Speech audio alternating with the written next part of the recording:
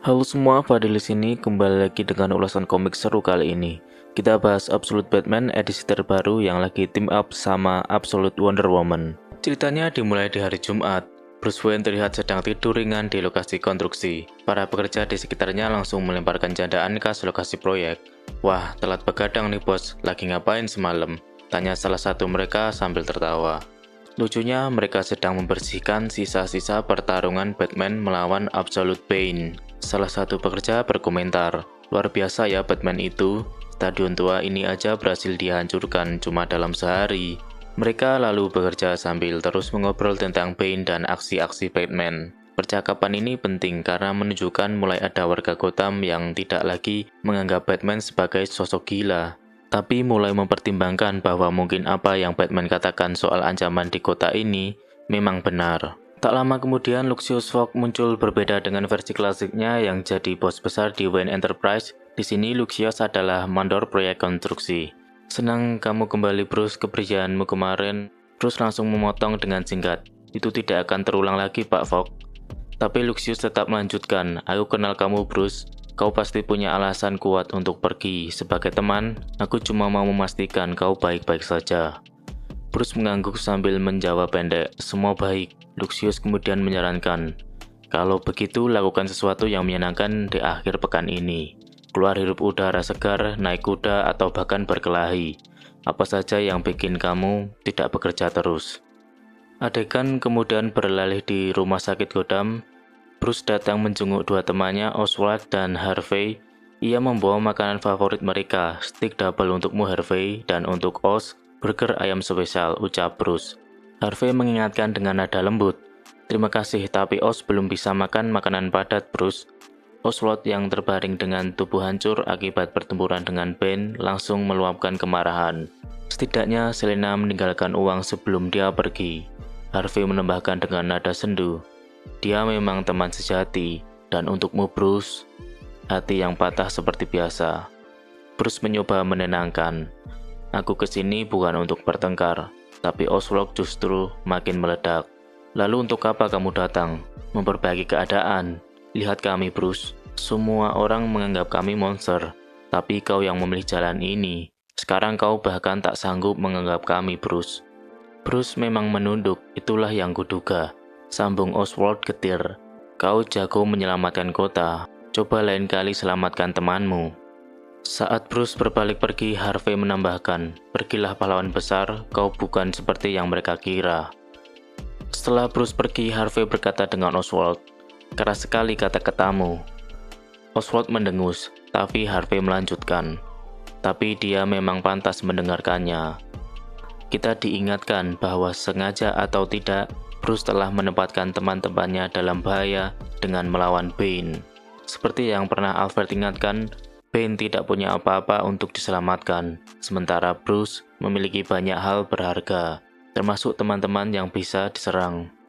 Setelah kejadian itu, Bruce pergi ke Museum Sejarah Alam Gotham. Di sana, ia mengeluarkan jimat pemberian Absolute Wonder Woman dan mengucapkan mantra, aku minta audiensi dengan Diana dari Pulau Liar. Seketika Wonder Woman muncul. Jimat ini hanya bisa dipakai 3 kali. Pasti ada keadaan darurat, katanya. Bruce menjelaskan tentang kondisi temannya yang bermutasi jadi setengah manusia setengah buaya dan bertanya, apakah ada artefak dan mitologi Yunani yang bisa dibantu? Diana menjawab tegas, hanyalah pengorbananku yang bisa melakukan transformasi seperti itu. Tapi bagi pikiran yang kacau, itu akan jadi bencana. Tidak ada obat untuk temanmu di dunia ini. Tapi dia melanjutkan, namun aku tahu ada artefak di alam lain yang mungkin bisa membantu. Perjalanannya panjang dan mematikan, butuh beberapa minggu. Bruce tertegun. Tapi aku punya pekerjaan. Diana melanjutkan. Waktu berjalan berbeda di sana, tapi memang sangat berbahaya. Bruce yang putus asa bersikeras untuk berangkat segera. Baiklah, kata Diana sambil membuka portal dengan mantra. Mereka pun memasuki dimensi lain. Bruce yang terbiasa dengan dunia nyata, Gotham, merasa asing dengan tempat ini. Apakah ini Hades? Neraka? Katanya. Tidak, jawab Diana. Ini tempat antara dua permukaan dan dunia bawah, di bawah pulau ibuku. Makhluk yang kita cari menjaga jembatan di tempat yang jauh dari sini. Bruce bertanya tentang Pegasus, tapi Diana menjawab kalau terbang akan membuat mereka jadi target mudah.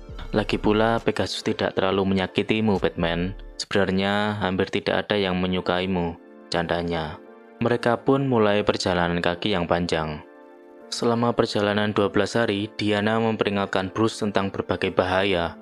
Jangan lihat kilat itu, bisa membunuhmu. Jangan dengarkan nyanyian burung itu, bisa membunuhmu. Jangan tersandung di pasir itu, bisa membunuhmu. Ucapnya berulang kali. Pada hari ke-11, Bruce melihat Cyclops dan bertanya apakah makhluk itu akan menyerang. Tidak, tapi menatap itu tidak sopan, jelas Diana.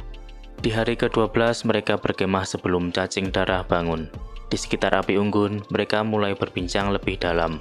Bruce mendengar cerita Diana yang tumbuh di neraka. Tapi ibu selalu memastikan itu tentang terasa seperti rumah. Bruce pun berbagi tentang masa lalunya.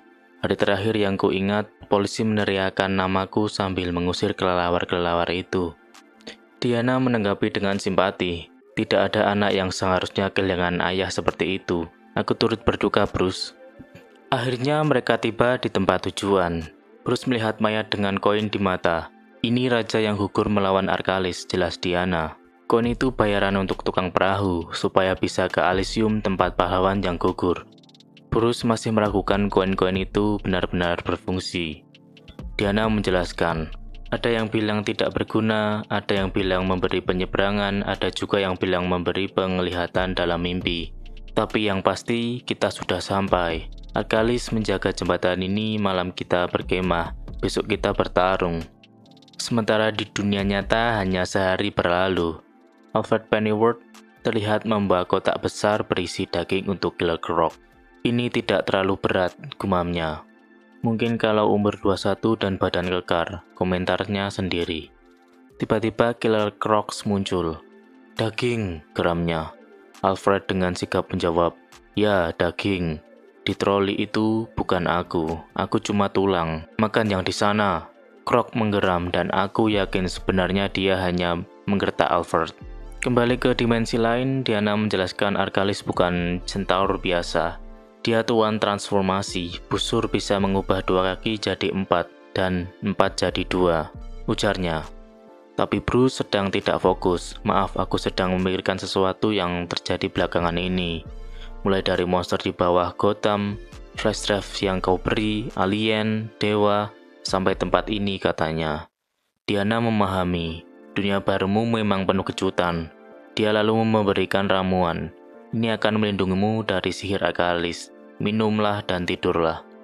Bruce meminum ramuan itu dan Diana meletakkan 2 koin di matanya.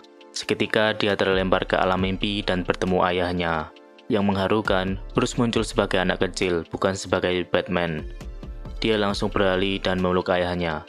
Ayo kita jalan, ajak Thomas Wayne. Ada yang ingin kau bicarakan? Bruce menjawab dengan suara kecil. Ayah adalah pahlawan. Hari itu di kebun binatang, ayah menyelamatkan kami semua. Tapi aku terus menyakiti orang-orang yang kusayangi. Thomas membelai rambutnya. Mungkin ini mengejutkan, tapi aku tidak menganggap apa yang kulakukan hari itu sebagai menyelamatkan kalian. Bruce bingung. Bagiku, menyelamatkanmu adalah hal yang kulakukan setiap hari sebelumnya. Mengajarimu menjadi ayahmu, lanjut Thomas dengan lembut. Kau seorang insinyur, Bruce. Kau tahu bahwa membangun bukan soal meresmikan gedung, tapi komitmen untuk membuat kota lebih baik, membayangkan apa yang mungkin dan bekerja setiap hari untuk mewujudkannya, sedikit demi sedikit.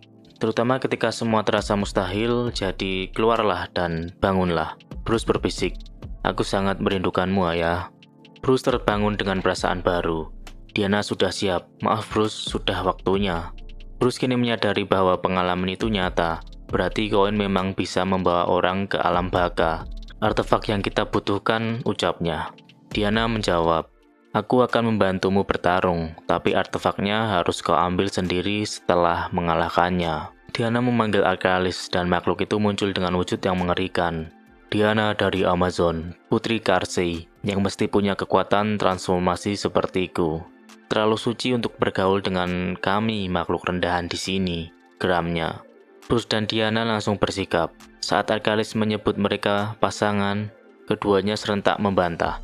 kami tidak bersama, yang justru lucu dan bikin penasaran apakah ada chemistry lebih lanjut. Pertarungan pun terjadi. Bruce berhasil mendaratkan beberapa pukulan dan bahkan memukul Arkalis dengan kapak. Tapi saat Arkalis terjatuh, Diana berteriak, "Jangan pernah berdiri di belakang Centaur." Bruce terlambat mengerti dan terlempar oleh tendangan kuda Arkalis. Sayang sekali dia punya hati pejuang, gumam Arkalis sambil melihat Bruce jatuh dari tebing. Tapi tiba-tiba Pegasus muncul dari awan dengan Batman di punggungnya. "Ini dia Centaur kelawarku," teriak Batman. Arkalis marah dan mengarahkan busurnya ke Diana. Bruce berteriak dan melompat menahan panah itu. Arkalis semakin murka, tapi Diana sudah menghampiri. "Kau benar, ibuku adalah tuan transformasi. Perhatikan bagaimana aku mengubah wajahmu." Tinju Diana menghantam Arkalis hingga giginya berterbangan dan dia tak sadarkan diri. Diana beralih ke Bruce yang sekarat. "Aku gagal, artefaknya," rintih Bruce. Tapi Diana segera mematahkan ujung panah di tubuhnya. "Kau tidak gagal, Bruce. Ingat apa yang kukatakan. Ayo pulang," Bruce berbisik. "Tunggu, aku belum sempat pamit pada ayah." Kembali di dunia nyata, hari Minggu, alarm berbunyi dan Bruce terbangun dengan panah masih tertancap di dadanya. Ia teringat kata-kata Diana, "Segala yang kau butuh ada di dalam dirimu." Dengan tekad bulat, ia mencabut panah itu. Lalu ia mengingatkan mantra Arkalis, mengubah 2 kaki menjadi 4, 4 menjadi 2. Artefaknya ternyata memang sudah ada dalam dirinya sendiri. Senin pagi, Bruce kembali bekerja dengan lengan terluka. "Apa yang terjadi dengan lenganmu?" tanya seorang pekerja. "Aku cuma ikut saran Pak Fox, menyentuh rumput, naik kuda, dan berkelahi," jawab Bruce sambil tersenyum. Lucius Fox cemas, tapi Bruce melanjutkan, "Bercanda Pak, aku cuma terpleset di kamar mandi. Mari kita mulai membangun." Bruce kemudian memasang artefak di dinding gua bawah tanah tempat Wayne Jones atau Killer Croc tinggal. "Pakailah kalung ini, Wayan, biarkan menyentuh kulitmu. Kau tidak akan pernah sendirian lagi," ucapnya penuh harap. Artefak itu diharapkan bisa mengembalikan Wayne ke wujud manusia, atau setidaknya seperti wujud Killer Croc tradisional yang lebih manusiawi.